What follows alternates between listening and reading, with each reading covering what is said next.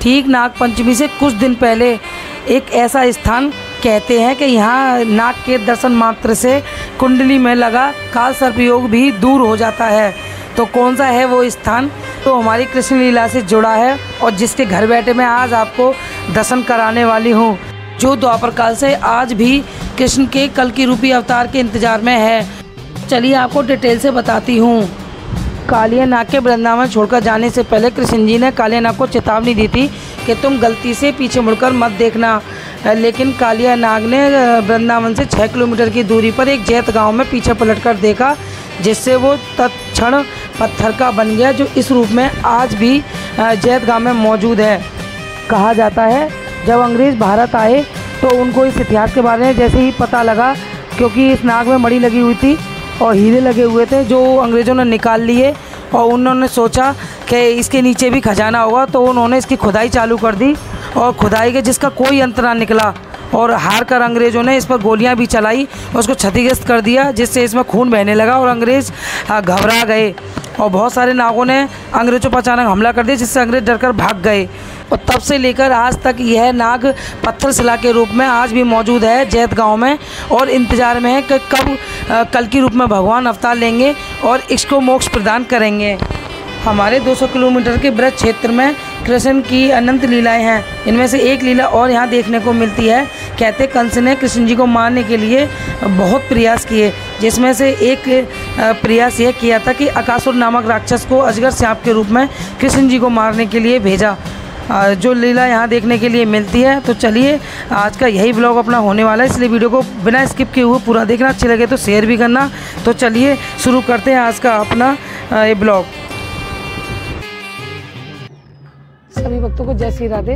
और जैसा कि आप देख रहे हैं मैं कुसुम दीक्षित एक बार फिर से ब्रज भूमि में कृष्ण भगवान की अनेक लीलाओं में से एक लीला के दर्शन फिर कराने आ चुकी हूँ मैं। द्वापर युग में जैसा कि आपको बताया था कि यमुना नदी में कालिया नाग दूषित कर रहा था यमुना नदी के जल को, तो यही लीला कृष्ण भगवान से जुड़ी है। तो कृष्ण भगवान ने कालिया नाग को मारकर निकाल कर भगाया था ब्रज भूमि से, और ये भी कहा था कि पलट कर मत देखना। यही वो जगह है जहाँ कालिया नाग ने पलट कर देखा, तो श्री कृष्ण भगवान ने ऐसा कहा था कि अगर तूने पलट कर देखा तो तू पत्थर का हो जाएगा। फिर पलट के उसने पीछे देखा तो वह नाग आज पत्थर का बन चुका है, जो आज भी द्वापर युग से यहाँ है, और जो जिसकी ज़मीन में कहाँ तक है, कितना है, जिसका अंदाज़ा कोई आज तक नहीं लगा पाया, और वही दिखाने के लिए मैं आज इस ब्लॉग को लेकर आई हूँ। तो चलिए चलते हैं और आपको दर्शन दिखाती हूँ उस कालिया नाग के जिसने पलट कर देखा और पत्थर का बन गया। अपनी कृष्ण लीलाओं में से एक लीला कालिया नाग मर्दन लीला। तो चलिए चलते हैं अंदर और देखते हैं। और क्या यहाँ के इस गांव को जैत गांव बोलते हैं, और कहते हैं कि यहाँ के लोग उस नाग की पूजा करते हैं। जैसा कि नाग पंचमी वाले दिन यहाँ मेला लगता है विशाल, और कालिया नाग की पूजा करते हैं, जैसा कि यहाँ भजन कीर्तन चल रहा है। चलिए मैं आपको दिखाती हूँ अंदर चल के। चलिए मेरे साथ तो वीडियो की शुरू करते हैं शुरुआत। अगर वीडियो अच्छी लगे तो ज़्यादा शेयर करते रहना, लाइक करना और चैनल को सब्सक्राइब जरूर करना। वीडियो को इसकी बिल्कुल मत करना, पूरी वीडियो में मज़ा आने वाला है। तो चलिए। तो कहते हैं कि नाग पंचमी वाले दिन इस नाग के दर्शन करने मात्र से अपनी कुंडली का काल सर्प योग भी दूर हो जाता है। तो इसीलिए घर बैठे दर्शन कीजिए ऐसे अद्भुत दिव्य नाग के और एक अद्भुत लीला के। कर चुके हैं, और यहाँ बहुत ही बड़ा पार्क बना हुआ है और यहाँ भजन कीर्तन भी चल रहा है। जैसा कि मैंने आपको बताया कि यहाँ के गांव वाले उस नाग की पूजा करते हैं, भजन कीर्तन करते हैं। तो देखिए वही मैं पहले आपको पार्क घूम के दिखा देती हूँ, कितना बड़ा ये पार्क है और किस तरीके से भजन कीर्तन यहाँ हो रहा है। ये देखिए कितनी विशाल जगह ये बना हुआ है, और यहाँ के लोग यहाँ की पूजा करते हैं इस नाग की, और कहते हैं कि नाग पंचमी वाले दिन बहुत बड़ा यहाँ मेला भी लगता है। तो बहुत दूर से लोग यहाँ काल सर्प दोष भी दूर करने के लिए आते हैं और नाग पंचमी वाले दिन। और यहाँ एक लीला और है, जो अकासुर वध किया था, जो एक राक्षस अकासुर नामक राक्षस एक अजगर के रूप में कृष्ण भगवान को मारने के लिए आया था। तो कृष्ण भगवान का वध तो वो नहीं कर पाया, लेकिन खुद ही मोक्ष को प्राप्त हो गया। तो ये अद्भुत लीलाएं हैं अपने कृष्ण भगवान की जो अनंत हैं। तो जैसे जैसे मैं मंदिर की तरफ आगे बढ़ रही थी, वैसे वैसे मेरी उत्सुकता और ज़्यादा बढ़ती चली जा रही थी।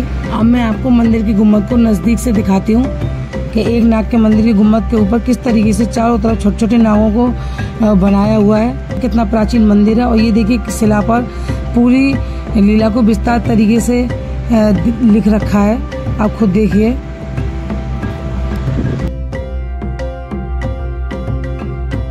जैसा कि आप देख रहे हैं पीछे भजन कीर्तन चल रहा है। वहाँ ले जाने से पहले मैं आपको बता दूं कि क्योंकि वहाँ आवाज़ नहीं आएगी मेरी, कालिया नाग जितनी गहराई में है आज खड़ा हुआ, उसकी गहराई कहाँ तक है, कितना है, आज तक कोई माप नहीं पाया है, क्योंकि द्वापर काल से है और यहाँ के लोग इसे पूजते हैं। और नाग पंचमी में कहते हैं बहुत बड़ा मेला भी यहाँ लगेगा, जिसके लिए भजन कीर्तन लोग कर रहे हैं। तो ये अपरंपार लीला है भगवान की कि कोई ये राक्षस समझता है और कोई देवता की तरह ना पूज रहा है।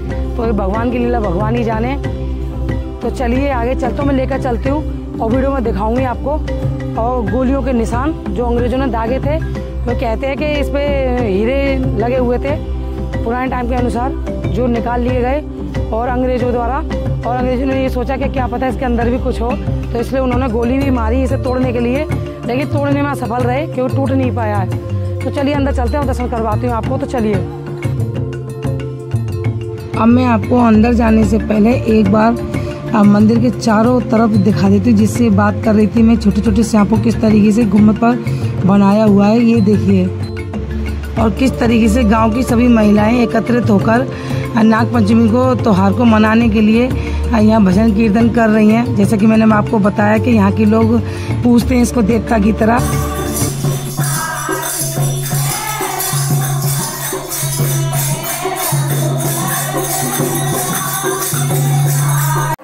जैसा कि आप लोग देख रहे हैं कि मैं यहाँ अंदर पहुँच चुकी हूँ और यही वो कालिया नाग है जो यहाँ पे आकर रुका था और पीछे मुड़ के इस जगह देखा था जो पत्थर का बन गया। अब मैं आपको दिखाती हूँ वो गोलियों के निशान जो अंग्रेजों ने इस नाग के ऊपर चलाई थी। ये देखिए कितनी सारी ये गोलियों के निशान है। कहते हैं जब अंग्रेजों ने इस पर गोलियां चलाई तब इसमें तो बहुत सारा खून निकला, जिसे देखकर अंग्रेज घबरा गए थे। ये देखिए कितने सारे गोलियों के निशान है और कितनी ये अद्भुत घटना रही होगी जो आश्चर्यचकित कर देने वाली है। तो कितनी अद्भुत लीलाएं हैं अपने कृष्ण भगवान की, जिसको समझना बहुत ज़्यादा नामुमकिन है। तो चलिए अब मैं आपको दिखा देती हूँ किस तरीके से अपनी कृष्ण भगवान की लीलाओं को ये इस मंदिर की गुम्बद पर दर्शाया हुआ है। जो उस समय इस नाग से संबंधित जितनी भी लीला यहाँ कृष्ण भगवान ने की थी, उसको एक एक चित्रपट पे अलग अलग तरीके से दर्शाया हुआ है, बहुत अच्छी तरीके से। ये देखिए मैं आपको चारों तरफ से दिखा देती हूँ। ये भी बहुत ही अद्भुत है।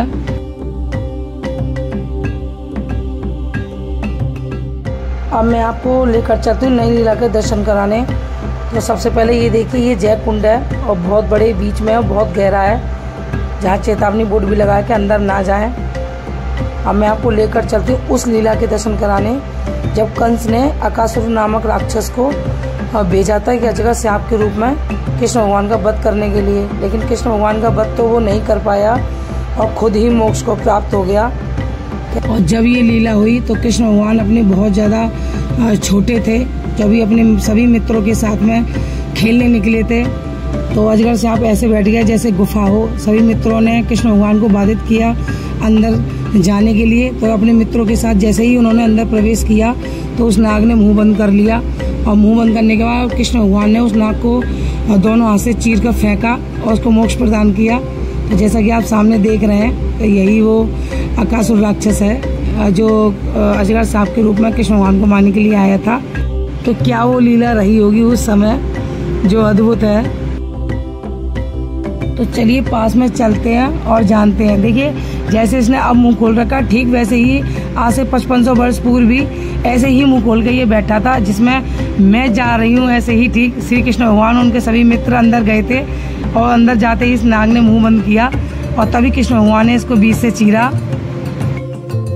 तो यही वो जगह है, इसमें होकर अंदर कृष्ण भगवान और उनके मित्र सगा बंधु सहित अंदर प्रवेश किया था और इसी स्थान पर कृष्ण भगवान ने अकासुर राक्षस को अपने हाथों से ही मुक्ति प्रदान की थी। तो चलिए आगे चलते हैं और जानते हैं सभी रहस्यों को।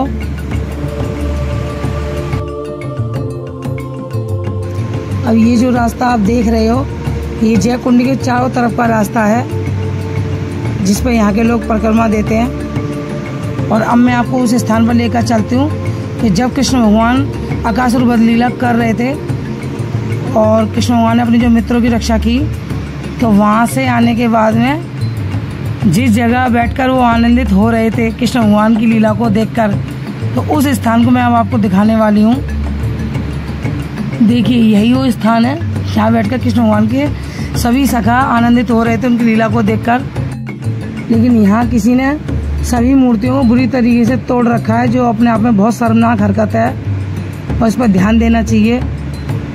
जिसके भी हाथों में इसका रख रखाव है उसको थोड़ा ध्यान देना चाहिए, कितनी गंदी हरकत कर रखी है। जो यहाँ अपने कृष्ण भगवान की मूर्तियों को भी बुरी तरीके से तोड़ डाला है, बहुत ही शर्मनाक है। जो ऐसी प्राचीन और दिव्य जगहों पर ऐसी हरकतें कर रखी है, जो भी करे आगे से उनके प्रति कार्रवाई होनी चाहिए, कड़ी से कड़ी, जो दोबारा ना करें भविष्य में ऐसी हरकतें। तो चलिए आगे चलते हैं। ये देखिए सारा परिक्रमा मार्ग ही है जो जयकुंड के चारों तरफ बना हुआ है। जो चलो हमारी परिक्रमा भी पूरी होने वाली है और बहुत ज़्यादा गर्मी भी है और हम इतना ज़्यादा थक चुके हैं क्योंकि हम सुबह सुबह से घर से निकलते हैं और शाम हो जाती है घर वापस जाने में। बहुत ज़्यादा गर्मी की वजह से भी बहुत बुरी हालत हो गई है हमारी। तो मैंने आप सभी को कृष्ण भगवान की कालिया नाग मर्दन लीला के दर्शन करा दिए हैं, जो अपने आप में विचित्र हैं, जो ब्रजभूमि से जुड़ी हुई हैं। और मैं इस वीडियो का यहीं अंत करूँगी, फिर मिलूंगी नई वीडियो के साथ, क्योंकि आप देख ही सकते हैं गर्मी से बहुत बुरा हाल है और क्या मेहनत करनी पड़ती है। तो आप घर बैठे इस तरीके की लीलाओं के दर्शन कर रहे हैं, इसलिए इस वीडियो को ज़्यादा से ज़्यादा शेयर कीजिए, लाइक कीजिए। अगर आपने चैनल को सब्सक्राइब नहीं किया अभी तक तो चैनल को सब्सक्राइब भी कीजिए और इस तरीके की वीडियो आपके लिए मैं बार बार लाती रहती हूँ। तो चलिए फिर मिलती हूँ नई वीडियो के साथ में, तब तक के लिए सभी भक्तों को जय श्री राधे।